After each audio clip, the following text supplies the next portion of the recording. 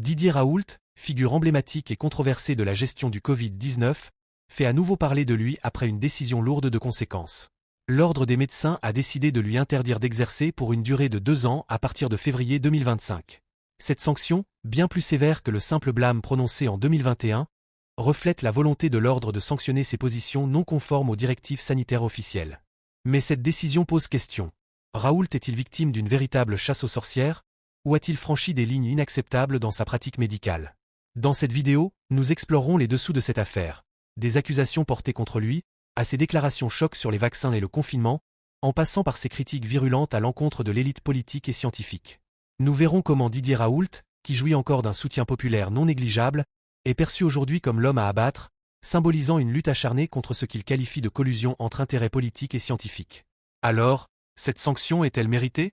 Où se situe la frontière entre audace médicale et éthique professionnelle? Je vous invite à découvrir les enjeux cachés derrière cette affaire et à partager vos réflexions en commentaire pour ouvrir un débat sur les dérives d'un tel système. Écoutons ce qu'il dit sur Sud Radio. De toute manière, je n'exerce plus la médecine depuis septembre 2021 pour une raison simple et qui entre en résonance avec ça. Le nouveau directeur général de l'assistance publique qui avait été nommé par Monsieur Véran, par Monsieur Macron, qui s'appelle Monsieur Crémieux, m'avait demandé de co-signer une tribune avec lui dans Le Monde recommandant la vaccination généralisée. J'ai refusé et 7 jours après, ma demande de prolongation a été refusée. Comme par hasard. Comme par hasard. Moi, j'y vois un lien. Et c'est vrai que je n'ai jamais considéré que la vaccination généralisée avait un sens. L'expérience montre qu'elle n'en a aucun, d'ailleurs. Il y a toujours autant de Covid et il y a eu 20 milliards de doses qui ont été administrées pour des raisons que n'importe quel scientifique peut comprendre s'il veut bien regarder ce que nous savons des infections virales respiratoires. Vous voyez bien que pour la grippe, on n'a jamais éradiqué la grippe en faisant des vaccins. C'est pas vrai, voilà. Donc il y a une seule maladie qu'on a éradiquée dans l'histoire de l'humanité, c'est la variole, parce qu'elle présentait des caractères très très particuliers. Ouais. Pour les autres, on n'a jamais réussi à éradiquer le virus. Donc je suis intéressé parce que la première partie, c'est il fallait pas donner des hydroxychloroquine. Alors c'est intéressant parce que moi j'aime bien, vous savez. Comment vous dire, dans toute cette histoire, il y a une quantité de choses qui sont tellement distantes de la réalité que je connais. Je sais bien qu'il y a plusieurs réalités qui coexistent. Oui, en science et ailleurs, oui. Mais juste, oui, professeur, justement, Didier Raoult, juste un mot. Ce qui est quand même intéressant, en dehors, et on va parler du fond, bien sûr, mais ce qui est intéressant quand même, allez, j'allais dire zoologiquement, mais ne soyons pas méchants, vous recevez un blâme en décembre 2021, et là, vous recevez une sanction qu'on vient de dire, là, 3 octobre. Mais ça veut dire quoi, puisque vous dites vous-même que vous n'exercez plus depuis septembre 2021? Ça signifie quoi, quand même? Ça signifie quoi de nos sociétés, de l'ordre des médecins, etc.? Mon sentiment, c'est que c'est de la communication, puisque moi, j'ai toujours pas reçu de notification officielle. Ceux qui m'ont appris, et les gens du Parisien Libéré qui m'ont appris ça. Oui. Mon avocat a téléphoné 2 jours après en disant « Enfin, c'est une honte que moi, je n'ai rien. » Didier Raoult n'a rien, et c'est la presse qui nous informe ça. C'est du cinoche, voilà, c'est de la communication. C'est tout ça. Mais tout ça, pourquoi? Pourquoi? Qu'est-ce que ça apporte, même à l'ordre des médecins? Qu'est-ce que ça apporte? Si vous voulez, le drame de cette crise, qui est peut-être plus fort en France, en tout cas, il faudra bien qu'elle sorte aussi, c'est l'incapacité, à part celle, c'est pour ça que je lui rends souvent hommage à Delfrécy, avec qui j'étais en désaccord tout au long de cette crise, c'est le seul qui a eu l'honnêteté de reconnaître qu'il s'était trompé de A à Z, quand même. L'ancien président du conseil scientifique, je le rappelle, voilà. Oui. Ouais. Et qu'en réalité, il est d'accord avec moi sur tout, en pratique. Donc c'est très intéressant. Et ce qui est très très intéressant, que je regarde avec beaucoup de gourmandise, je me demande comment ils vont s'en sortir, c'est que ce qu'ils me reprochent à la fin, c'est-à-dire de ne pas avoir fait la promotion de la vaccination généralisée et de ne pas avoir dit que le confinement avait un sens, c'est la même chose que dit maintenant le ministre de l'Enseignement supérieur et de la Recherche actuelle. Oui, c'est vrai. Ouais. Et donc maintenant, avant je disais l'inverse du gouvernement, maintenant je dis la même chose que le gouvernement. Donc il va falloir changer encore ça.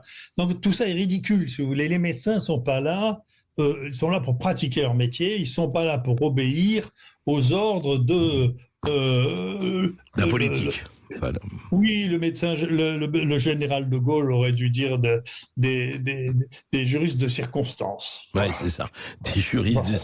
Non, mais ce qui est encore une fois, ça ne va rien changer ni à votre vie, ni à ce qui s'est passé, ce qui se passe encore.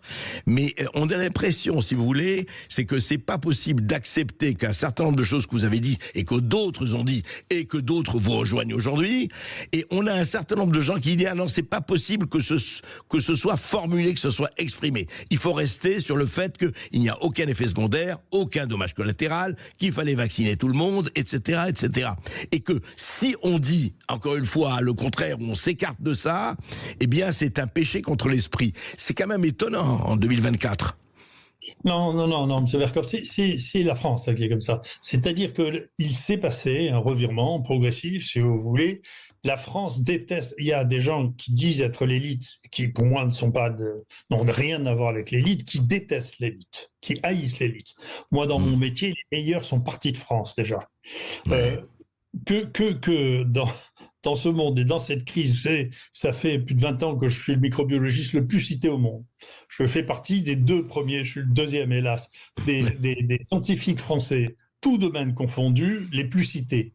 D'accord. Et que les gens disent que c'est Véran qui n'a rien foutu dans la science de sa vie, mais fait que magouiller cet homme, et on le voit bien d'ailleurs, que son métier c'est de retourner à la magouille avec les labos. Enfin, au bout d'un moment, il faut regarder les choses. Il lui a succédé une jeune femme très sympathique, mais qui était secrétaire médicale et qui est maintenant nommée à l'IGAS après avoir été ministre pendant quelques semaines avant de se faire battre aux élections. Et puis, on a mis un ministre qui lui était médecin, qui avait fait sa thèse au miracle sur l'hydroxychloroquine, montré que ça n'était pas toxique aux doses auxquelles je l'utilisais. Et vous savez, Azalbert a publié son dialogue avec M. Braun sur sa thèse. Et quand il lui a dit « Mais comment ça se fait que vous n'ayez pas vu que l'étude anglaise auquel vous faites référence utilisait des doses toxiques ?» Il lui a répondu « Vous n'avez pas lu les protocoles ». Le ministre lui a répondu ça. Il n'avait pas lu les protocoles, oui. Il n'a pas lu. Vous voyez avec qui on est obligé de discuter, c'est incroyable. Moi, je discutais avec Véran quand il me parlait encore, quand je l'ai alerté, j'étais le premier à alerter sur le fait que ce virus mutait plus que ce qu'on l'imaginait. Il m'a regardé, il était à 1 mètre de moi, il m'a dit « Ce virus ne mute pas ». Il n'a jamais vu une séquence de sa vie. Moi, j'ai été le premier laboratoire de microbiologie au monde à avoir un séquenceur automatique en 92. Vous vous rendez compte que ces gens nous disent à nous ce qui est. Et donc, cette absolue folie de penser que l'autorité administrative donnée à des oiseaux remplace la connaissance est quelque chose qui fait peur.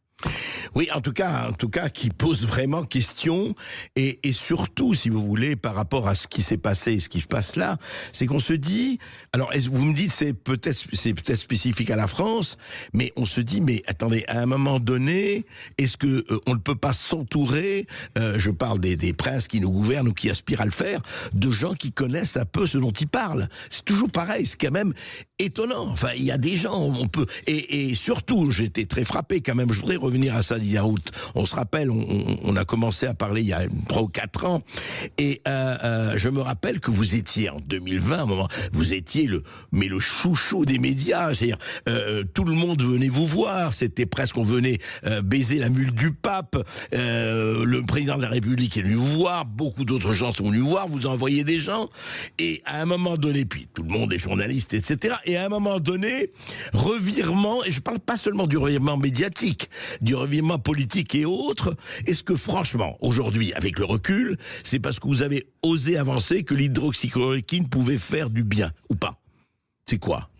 Ah oui, c'est ça. C'est-à-dire que, si vous voulez, vous rendez pas compte l'appétit que peut donner d'avoir une épidémie qui arrive avec un virus inconnu. Alors ça soulève des appétits qui sont extraordinaires. Et si vous dites aux gens vous n'allez pas pouvoir manger de ça, honnêtement, vous, vous créez, si vous voulez, une faim de loup. Et donc, je pense que entre ceux qui, ce que je vous disais, je pense que beaucoup de gens autour de moi, beaucoup de gens qui ont réfléchi, se sont demandé est-ce que tout ça c'est de la bêtise ou est-ce que tout ça c'est de la corruption? D'accord. Ben oui. C'est une vraie question. Et donc, je suis convaincu qu'il y a un peu des deux. Et qu'il est difficile de faire la part des uns et des autres. Mais Bill Gates, je sais que Boris Toussaint m'a dit que j'étais complotiste de dire ça, mais enfin, Bill Gates paye 18% du financement de l'OMS. Donc l'OMS est acheté par Bill Gates. Le troisième donateur, c'est une association d'industrie pharmaceutique, c'est-à-dire, moi j'ai appris ça quand j'étais petit, si vous voulez, c'est Milton Friedman qui disait ça, vous savez, il n'y a pas de repas gratuit, Oui. on ne donne jamais de l'argent pour le truc, et d'ailleurs quand on donne de l'argent pour faire l'aumône, on ne doit pas le dire. Vous savez que c'est dans la Bible, c'est dans toutes les religions du livre, ma main gauche doit ignorer ce que fait ma main droite, on doit le faire. Mais on ne doit pas le dire. Donc Bill Gates, il passe son temps à le dire, et donc il y a une raison pour ça. Mais Bill Gates, il a investi dans l'industrie pharmaceutique et il s'est fait 1 milliard de bénéfices sur les vaccins. D'accord. Et c'est lui qui recommande l'OMS, qui n'a pas le choix de lui dire non. C'est l'OMS qui paye.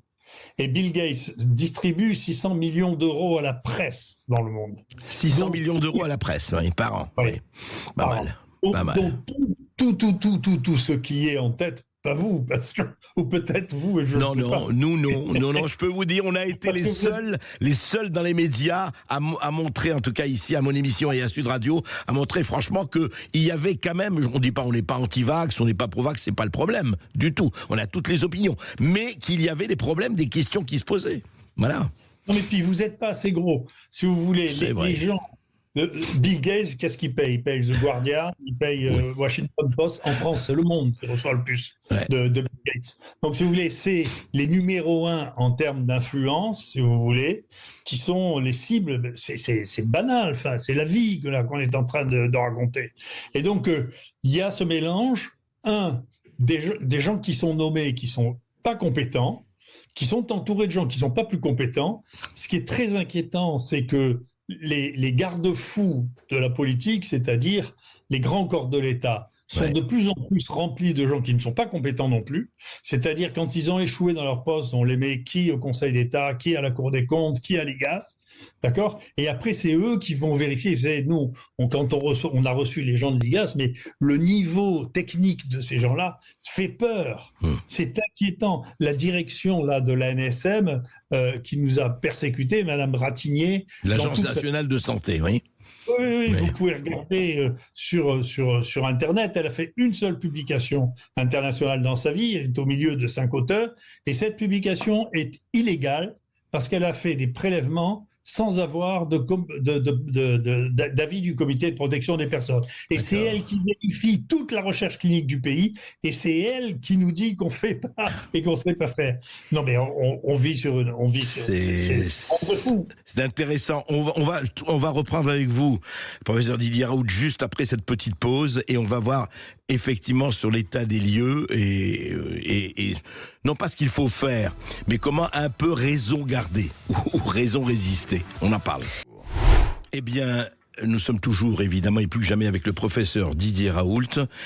Quand même, Didier Raoult, vous avez fait des choses pas bien. Parce que la Chambre disciplinaire nationale vous condamne pour non-confraternité. Alors comme ça, vous manquez de fraternité avec vos collègues ? Je sais pas d'où ça sort. Moi, c'est ce qu'ils disent. Oui, mais non, mais je leur ai expliqué, mais ils disent aussi qu'ils n'ont tenu aucun compte de ce que je leur ai dit. Je sais pas si vous avez vu ça. Ça, c'est extraordinaire. Ils m'ont convoqué, j'ai parlé 2h30, et ils concluent en disant « Nous n'avons pas tenu compte de ce que nous a dit M. Raoult. » Ah bon? Oui. Ouais.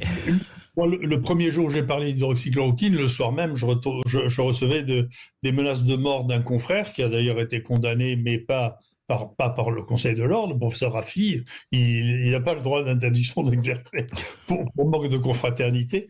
Mes confrères se sont répandus à la télévision pour me cracher dessus, ce que je ne fais pas. Monsieur Véran m'a insulté à plusieurs reprises. J'ai attendu qu'il soit plus ministre pour dire ce que je pensais de lui, c'est-à-dire qu'il ne sait pas grand-chose de la médecine, ça c'est mon point de vue. Et ensuite de ça, nous avons été harcelés à un point qui est une nouvelle forme sociale pour laquelle il faudra bien trouver des solutions. Les gens qui sont autour de moi s'amusaient à compter le nombre de tweets hostiles, pornographiques, dangereux que nous recevions. Ils se sont arrêtés de compter à 2 millions. 2 millions. 2 millions. Ouais. Les gens qui sont condamnés pour harcèlement, pour avoir envoyé 15 tweets. Moi, 2 millions, je suis passé 3 fois devant les juges. À chaque fois, personne n'a remis en cause le fait que c'était diffamatoire. Hein. Ouais. Mais les circonstances faisaient que finalement, on pouvait comprendre que les gens soient si nerveux et que donc, on a le droit de me pourrir et de m'insulter à un point qui est... je crois que là aussi, moi qui aime les records, je crois que j'ai battu un record d'insultes inouïes. C'est pas moi qui ai insulté les confrères. Hein. Non mais c'est étonnant. Juste un mot, professeur Raoult, nous avons beaucoup d'auditeurs qui demandent à vous parler, et on va en prendre. Mais juste un mot. Toutes ces personnes qui sont venues vous voir, vous en avez parlé, vous dites oui, si je donnais les noms, c'est pas une question, ça vous les donnez pas, ça c'est votre choix et votre légitimité la plus totale. Mais tous ces gens qui venaient vous voir en vous demandant conseil, après, ils ont observé de Conrart le silence prudent. C'était silence radio, on n'en parlait plus, on ne disait pas. Parce que Dieu sait si, enfin, vous en avez parlé, je pense pas que vous mentez. Dieu sait s'il y a eu des gens qui sont venus vous voir. Vous demandez conseil, vous demandez de les soigner, etc. Écoutez, il y a plusieurs choses. D'abord, le courage est une vertu extrêmement rare. Faut pas se faire d'illusions. La deuxième, c'est que un de vos collègues récemment, c'est bien, ça sort d'ailleurs, hein, un de vos collègues récemment a dit sur une chaîne de télévision, vous savez, on savait tous que le vaccin ne marchait pas, mais on n'avait pas le droit de le dire. Ouais. Oui, ce qui est extraordinaire. Et une autre personne, Moi, on va en parler. Journaliste, vous voulez, le fait d'avouer qu'on n'avait pas le droit de dire ce que l'on savait parce que c'était interdit par le gouvernement et que c'est le gouvernement qui subventionne toutes les télévisions. Donc c'est à la fin, c'est la vraie liberté, c'est d'être économiquement indépendant. Et donc comme il n'y a plus de grands médias qui soient économiquement indépendants, ils sont tous payés ou par l'État ou achetés par qui la Big Pharma, qui Bill Gates. C'est difficile et vous voyez bien il existe maintenant. C'est sûrement la chose qui me fait le plus de peine et qui m'inquiète le plus. Ça fait bien longtemps que les gens n'ont plus, je m'excuse de vous dire ça parce que vous êtes un média raisonnable, mais un médium pour dire la vérité raisonnable. Les gens n'avaient déjà aucune confiance dans les journalistes et les hommes politiques. Ça fait, si vous regardez, on les publie plus maintenant les sondages sur l'estime des gens par métier parce que personne ne voudrait payer ça. Ça devient compliqué, ouais. On dirait que les pires, de toute manière, les plus détestés, c'est les hommes politiques et les journalistes. Mais nous, les médecins, les chercheurs, c'était nous qui étions les préférés. Eh bien, là, cette crise a cassé ça.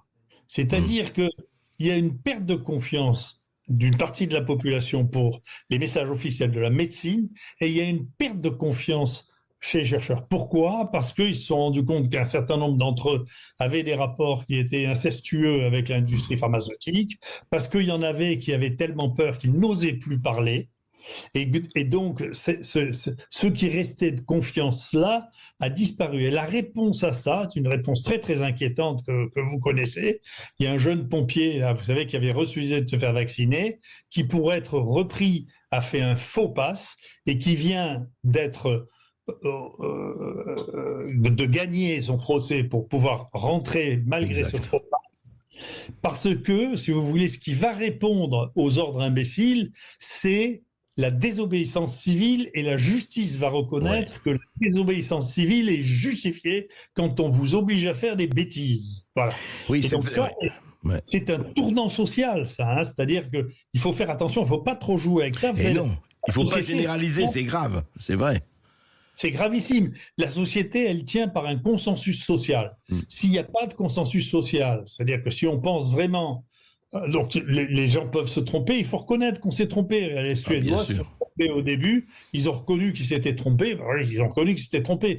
La manière dont les décisions ont été prises, il n'y a pas qu'en France qu'elles ont été prises. Boris Johnson était complètement cinglé aussi. Quand il expliquait comment il a pris la décision du confinement, que nous avons imité, hein, il l'a prise parce que sa copine d'Écosse l'avait prise et qu'il ne voulait pas la vexer.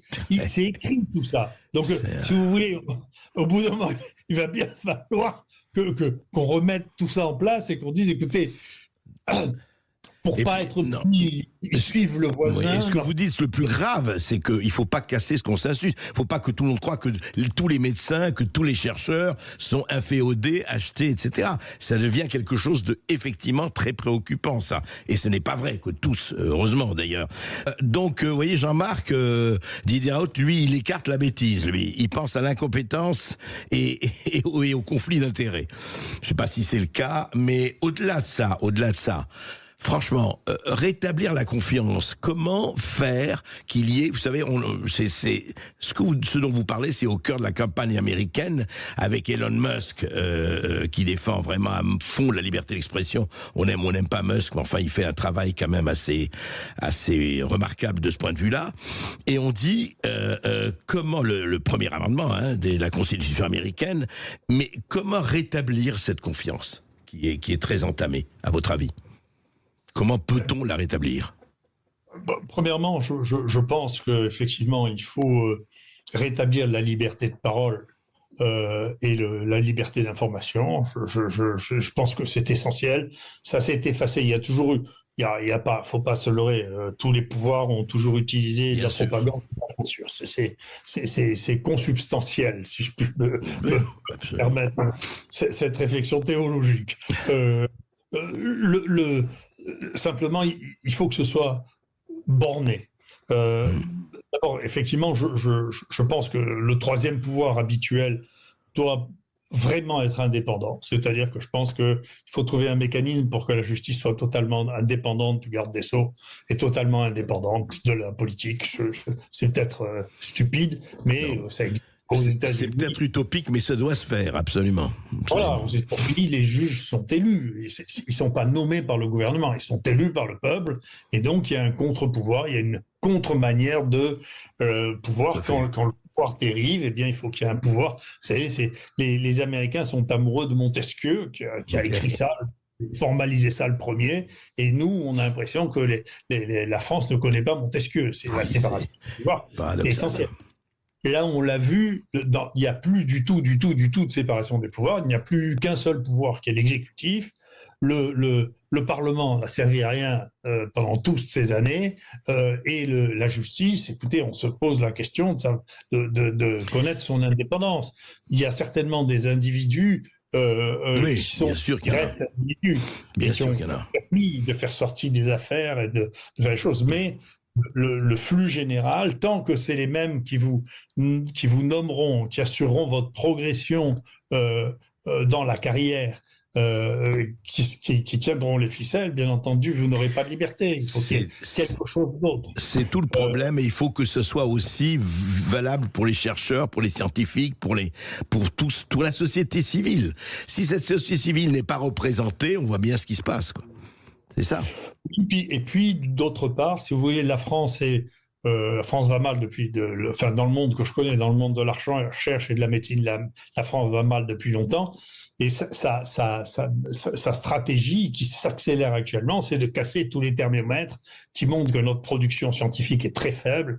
On doit être au-delà de la 30e place si on rapporte ça à la population. Il faut regarder l'état des hôpitaux. On manque de médecins depuis 30 ans. Vous savez, je ne veux pas faire de la peine aux adorateurs de Madame Veil, mais enfin, c'est elle qui a fait s'écrouler le nombre de médecins. On est passé de 8000 médecins par an à 3000 médecins par an, avec une population qui grandissait et qui vieillissait. Donc, si vous voulez, c'est pas d'hier qu'il y a des gens qui prennent des décisions idiotes, quand même. À qui on peut expliquer, ça va marcher. On va faire 3 fois moins de médecins avec une population qui augmente de 50% et qui vieillit. On a vu les résultats. On a vu les résultats. Oui, c'est de l'arithmétique que je comprends pas, mais c'est peut-être parce qu'on a trop de mathématiciens qui font des modèles, vous voyez, qui disent pas on peut pas diminuer le nombre de médecins s'il y a de plus en plus de Les modélisateurs, ils oublient que la carte n'est pas le territoire, mais ça c'est encore autre chose. Juste un mot, on a, je crois, Jean-Pierre Didier Raoult. Un nouvel auditeur qui nous appelle, Jean-Pierre, qui nous appelle de Clermont-Ferrand. Bonjour Jean-Pierre. Bonjour Jean-Pierre. Bonjour Monsieur Bercoq, bonjour professeur Raoult. Oui, je voulais simplement dire que justement j'écoutais le professeur Raoult tout à l'heure, là, depuis le début, et je suis parfaitement d'accord avec lui. La plupart des choses qu'il raconte sont des choses vraies. Malheureusement, dans le fonctionnement de la santé, il y aurait beaucoup à dire. Moi-même, j'ai fait 30 ans, alors ce qu'on appelait les dispositifs médicaux, c'est-à-dire je faisais des prothèses de hanches, de genoux, des épaules, la ligamentoplastie, vous voyez, et je discutais avec des chirurgiens, bien sûr aussi bien universitaires que des professeurs, que des médecins chirurgicaux privés, et il me disait toujours, si dans une région tu as un problème et qu'il y a des médecins qui sont connus pour faire de la politique, c'est pas chez eux qu'il faut aller. Voilà. Donc vous voyez, ça rejoint ce que disait le professeur Raoult. D'accord. Ces gens-là ne sont pas toujours à fréquenter dans le métier qu'ils défendent. Merci Jean-Pierre. Oui, médecin et politique, c'est encore, et on l'a vu.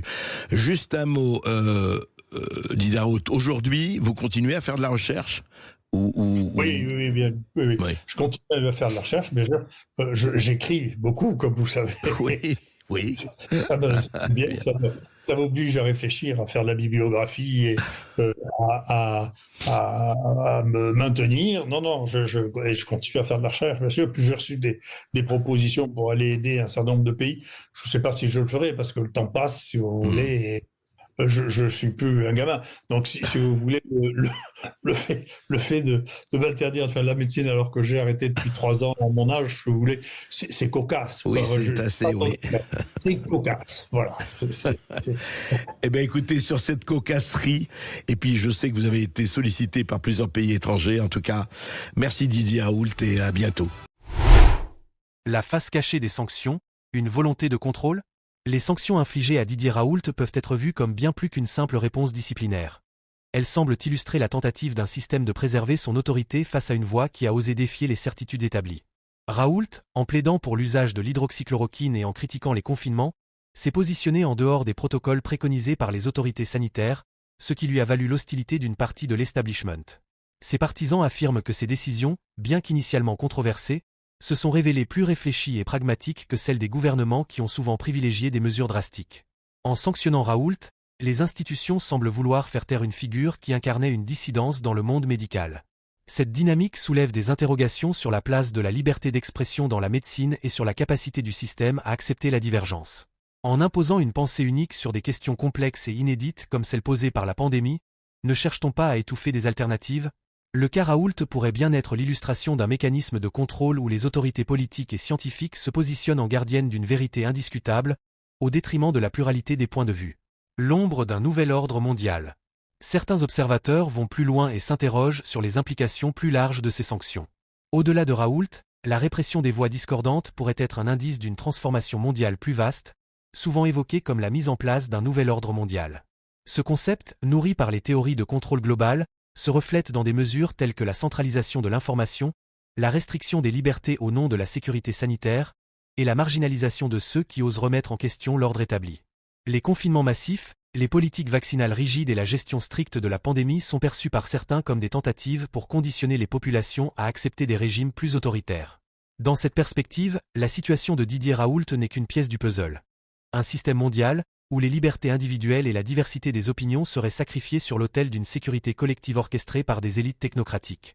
Une réflexion sur la liberté et la responsabilité médicale. Cependant, cette situation ne se limite pas uniquement à la spéculation sur un complot global. Elle pose des questions profondes sur la responsabilité des médecins dans des périodes de crise.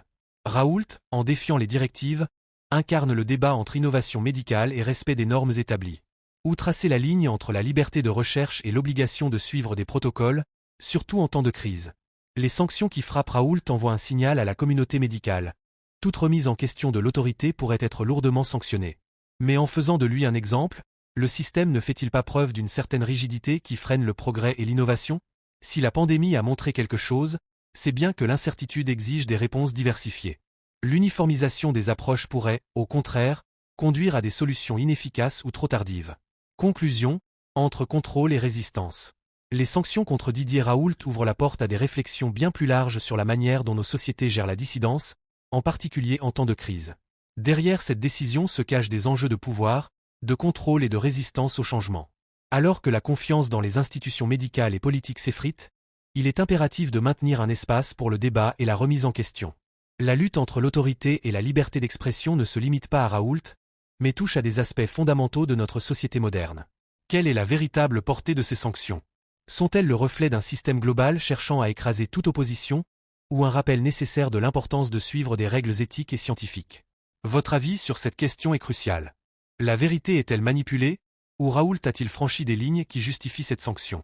Engageons une discussion autour de cette question fondamentale pour l'avenir de notre société. Voici quelques leçons de vie que l'on peut tirer des propos de Didier Raoult sur Sud Radio.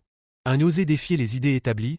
Raoult incarne l'idée qu'il est important d'avoir le courage de remettre en question les idées dominantes, même face à une forte opposition. Cela invite à ne pas se conformer aveuglément et à toujours rechercher la vérité. 2. L'importance de l'indépendance. Il met en avant la nécessité de garder une indépendance intellectuelle et professionnelle, notamment face aux pressions des institutions ou des lobbies. Cela souligne l'importance de préserver son intégrité. 3. Prudence face au consensus précipité. Ses critiques sur les décisions prises pendant la pandémie rappellent qu'il est essentiel de rester critique, même lorsque des mesures sont adoptées rapidement dans des situations de crise. 4. La résilience face aux critiques. Raoult a continué à exprimer ses convictions malgré les attaques, montrant que la résilience et la persévérance sont cruciales pour surmonter les adversités. 5. La science est en évolution. Il rappelle que la science n'est jamais figée et qu'elle progresse par le doute et la remise en question des connaissances actuelles, ce qui peut s'appliquer à d'autres aspects de la vie en restant ouvert à l'évolution et à l'apprentissage continu. Les sanctions contre Didier Raoult et ses propos sur Sud Radio révèlent un affrontement plus vaste entre la liberté d'expression, l'indépendance scientifique et le contrôle des discours. Qu'on approuve ou non ces méthodes, Raoult a indéniablement suscité un débat fondamental sur la responsabilité des scientifiques et le rôle des autorités dans la gestion de crises sanitaires. À travers son combat, il pose la question de savoir si l'autorité établie doit être remise en cause au nom du progrès et de la vérité. Ce débat s'étend au-delà de la seule figure de Raoult et nous invite à réfléchir sur l'avenir de la médecine, de la science, et plus largement, sur la liberté d'expression dans nos sociétés. Que pensez-vous de cette situation ? Didier Raoult est-il un visionnaire injustement persécuté ou bien a-t-il franchi des lignes éthiques ?